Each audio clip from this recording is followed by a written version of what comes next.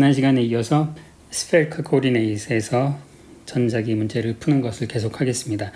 지난 시간에는 이제 전하가 없는 공간에서 라플라스 방정식을 spherical coordinate에서 풀었고요. 오늘은 이제 전하가 있는 그런 상황에서 그 전하 밀도가 전 공간에서 주어졌을 때 이제 그럴 때는 우리가 포isson 방정식을 풀어야 되겠죠.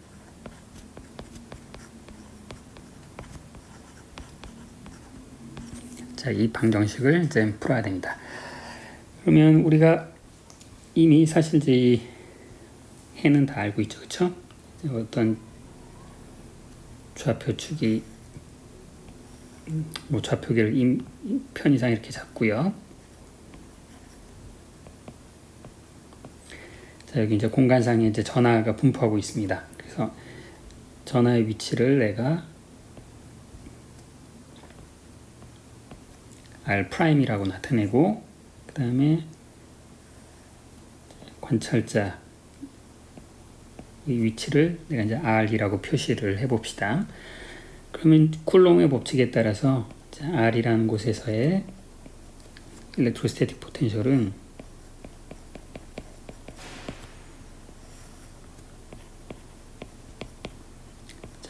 R'이라는 곳에 전하가 있다라고 하면 그곳에 있는 전하량이 전하 밀도에다가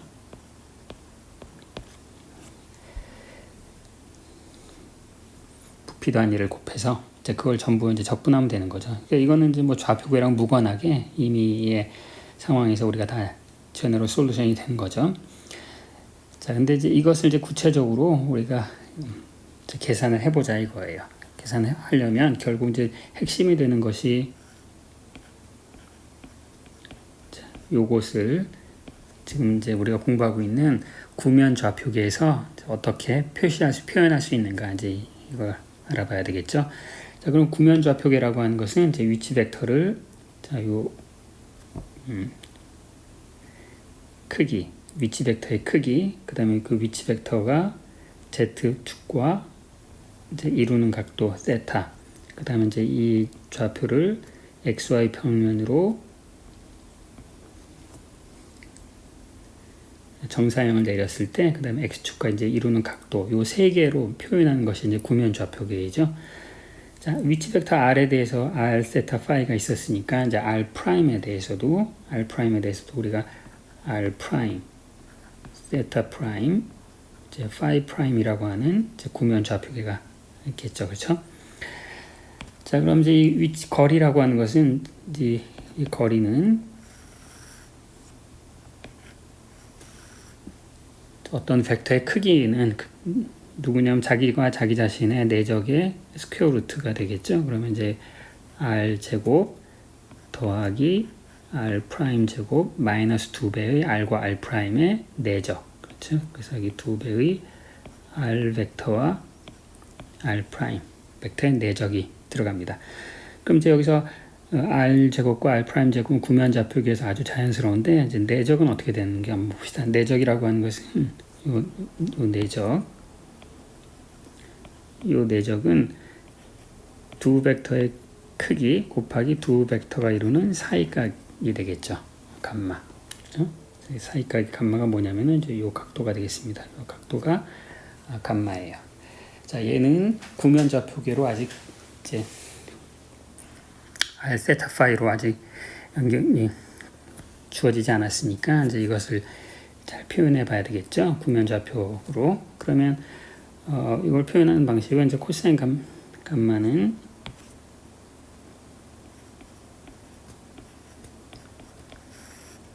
자, R 프라임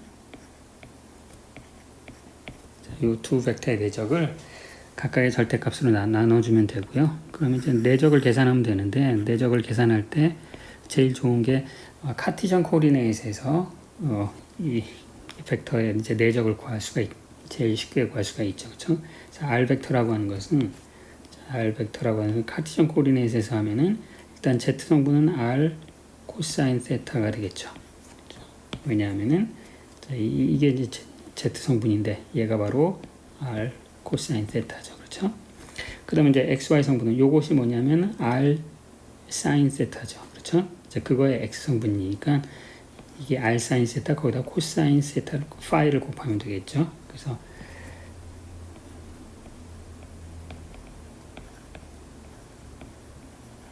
그 다음에 이제 y 성분은 r 사인 세타 사인 이제 파이가 되겠습니다. r 프라임도 마찬가지고, 그래서 내적을 이제 이 식으로 계산을 해보면, 자, r 프라임은 항상 이제 들어오고, 코사인 세타 프라임 z 성분끼리의 곱을 먼저 했고요. 그 다음에 이제 x 성분, y 성분을 곱하면 둘 다 사인 세타가 이제 공통으로 들어가니까 여기 사인 세타 프라임, 그리고 코사인 파이 프라임, 사인 파이 프라임. 이제 그거의 합이 있죠. 걔는 코사인 합의 공식을 사용하면 이제 이렇게 되고, 그래서 결국 이 코사인 파이는 구면 좌표계로 바꿔서 쓰면은 얘는 이제 코사인 세타 프라임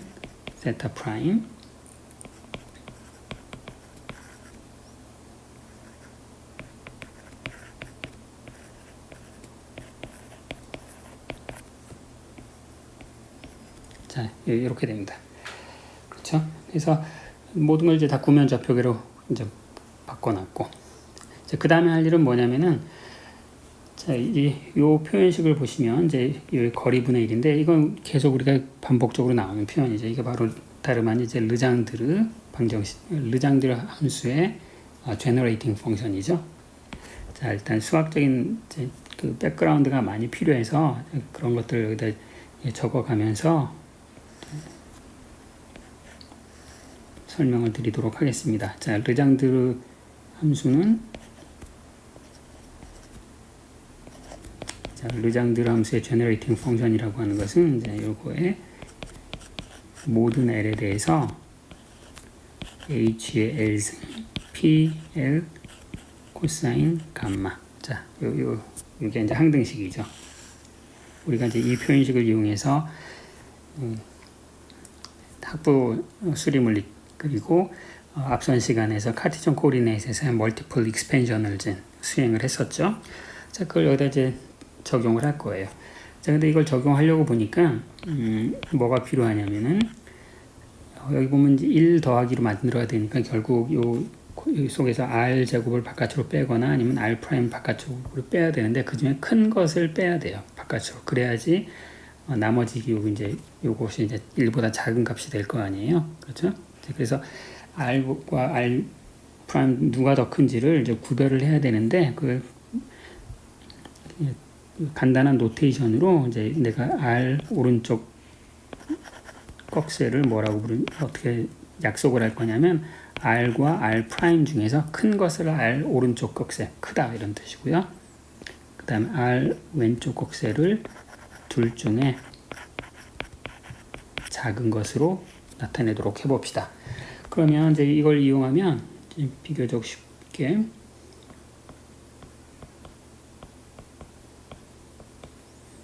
저 중에서 큰 것을 바깥으로 잡아 빼요. 그러면 r 큰 거 분의 1.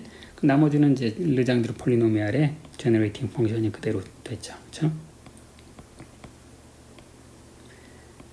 이제 h에 해당되는 것이 큰 r 분의 작은 r. 그거의 L승. 그다음에 p 르장드르 폴리노미알 코사인 감마. 그리고 코사인 감마는 이제 여기 있다. 자, 이제 이렇게 되면 다 된 것처럼 보이지만, 근데 이제 아직 문제가 있습니다. 우리가 실제 할 일은 뭐냐면은, 요 표현식을 가지고 이제 여기로 들고 가서 어떤 구면 대칭성이 있다든가 그런 전화분포에 대한 이 적분을 수행을 해야 되는데, 이 적분을 수행하려고 봤더니, 르장드르 폴리노미알 속에 코사인 감마인데, 이게 또 이 구면 좌표계에서 이미 굉장히 복잡하단 말이죠. 그래서 이제 이런 적분을 현재 상태에서는 이제 굉장히 수행하기가 어려운데, 그런데 또 이제 우리가 참고할 만한 이제 수학적인 아이덴티티가 하나 있는데, 이제 이것이 뭐냐면은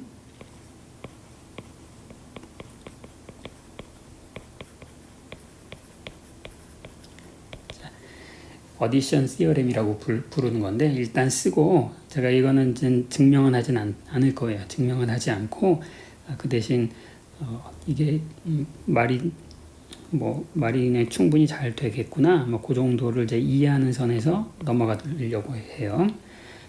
자, 르장드르 폴리노미알에 이제 코사인 감마 그리고 코사인 감마는 이제 이렇게 주어져 있을 때 얘는 어떤 수학적인 항등식을 만족하냐면은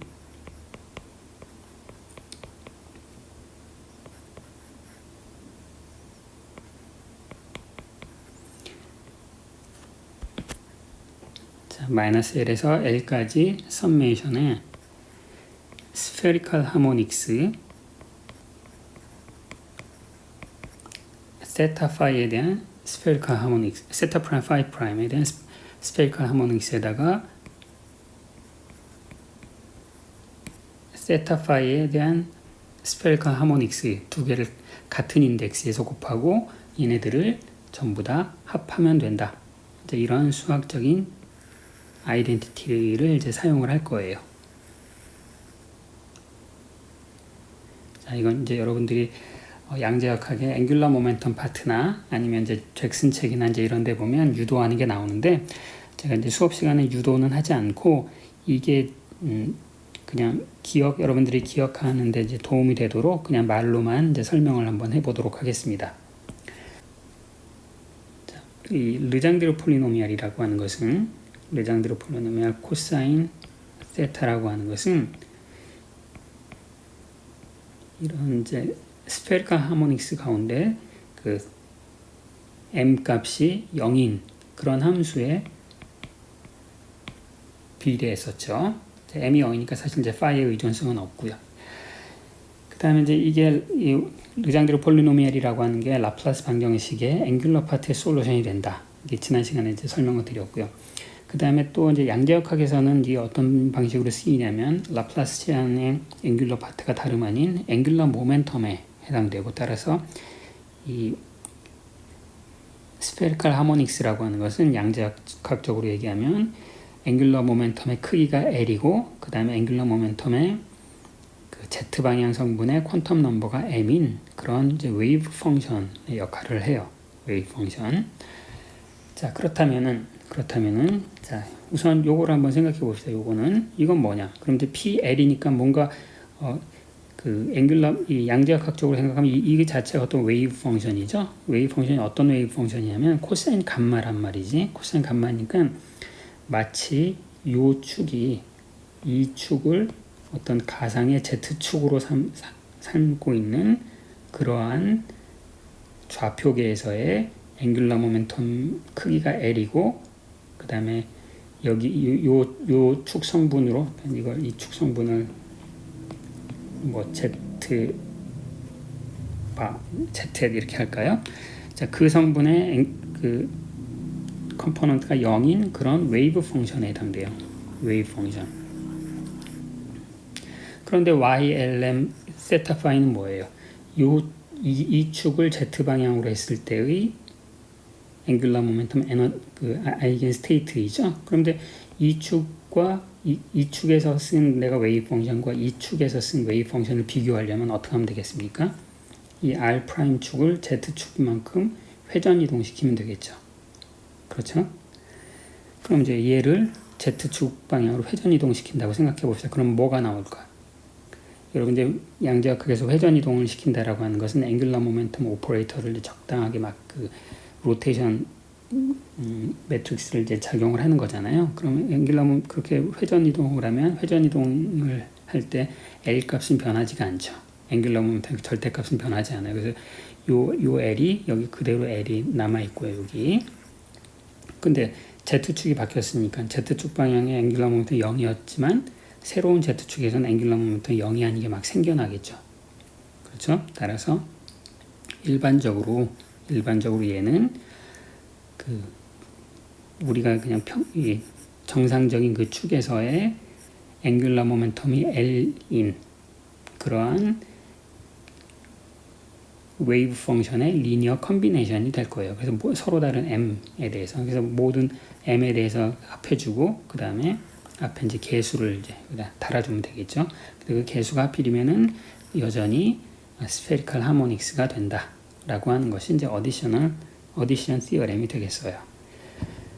자, 제가 이제 이 축을 이쪽으로 회전 이동시킨다. 그런 의미에서 YLM 세타 파이가 됐는데, 거꾸로 이 축을 이쪽으로 회전 이동시키면 YLM 세타 프라임 파이 프라임에 대한 리니어 컨비네이션이 되겠죠. 그래서 결국은 이제 이 시메트릭하게 나오는 이제 그런 꼴이 됩니다. 그래서 이게 이제 양자역학에서는 그래서 이제 회전 이동이나 이런 걸 할 때 이 어디션 티어렘이 굉장히 중요하게 사용이 되는데, 제가 이제 이 정도만 설명을 드리고 이것을 더 이상 이제 유도는 하지 않겠습니다. 그래서 이제 이것을 우리가 이제 거의 다 이제 수학적인 백그라운드는 다 해결이 됐습니다. 여기서 일단 원오버 포텐셜을 전부 다 어디션 티어렘과 르장드르 폴리노미알의 제너레이팅 펑션을 사용해서 다 스페리컬 코디네이트로 바꿨고, 이제 남은 건 뭐예요? 남은 건 여기다 대입해서 적분만 하면 되는 거죠. 그렇죠? 그래서 이제 그 적분을 수행을 해보도록 하겠습니다.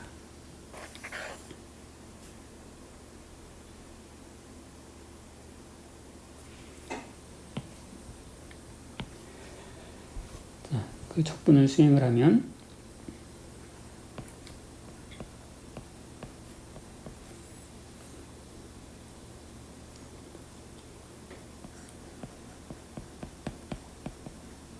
차근차근 한번 최대한 다 쓰면서 해볼게요.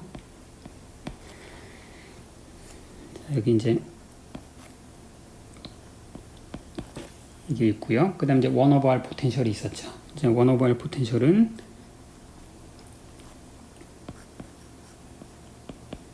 L이 0서부터 무한대까지, 그 다음에 여기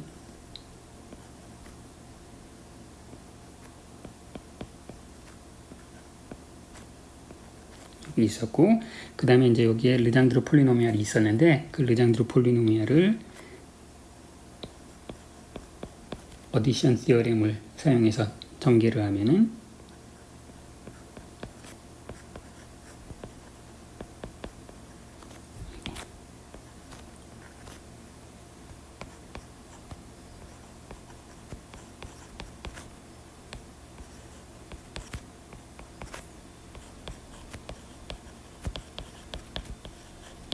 자, 이것이 이제 제너럴 솔루션이 되겠습니다. 굳이 이제 표시를 해주면 여기까지가 어디션 티어렘이었고, 그 다음에 여기가 르장드르 폴리노미알의 제너레이팅 펑션이었죠. 그렇죠? 자, 그래서 이제 이 적분을 수행을 하면 스페리컬 코오디네이트에서의 을 이용한 일렉트로스태틱 포텐셜을 우리가 일반적으로 이제 구할 수가 있는 거예요. 그렇죠? 그럼 이제 이 계산 순서를 좀 한번 바꿔봅시다. 일단 4파이 캔슬 되고요. 내가 이제 얘를 LM에 대한 썸메이션을 이제 바깥으로 뽑아내고, 그럼 이제 적분을 먼저 하겠다는 얘기예요. 여기 이제 들어가는 것이 2L 더하기 1 들어가고, 그 다음에 이제 여기에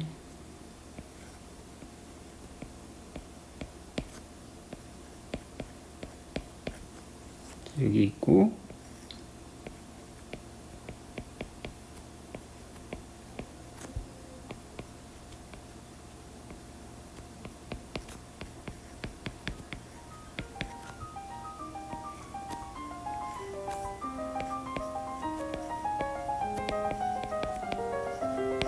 자, 이렇게 됐네요. 자, 그러면 이제 여기 보시면 알다시피 일렉트로스태틱 포텐셜이 굉장히 복잡한 그런 계산을 해야 되는데, 우리 지금 여기서 쓴 건 뭐냐면 그 계산을 스텝 바이 스텝으로 이런 식으로 수행하면 된다라는 걸 보여주고 있는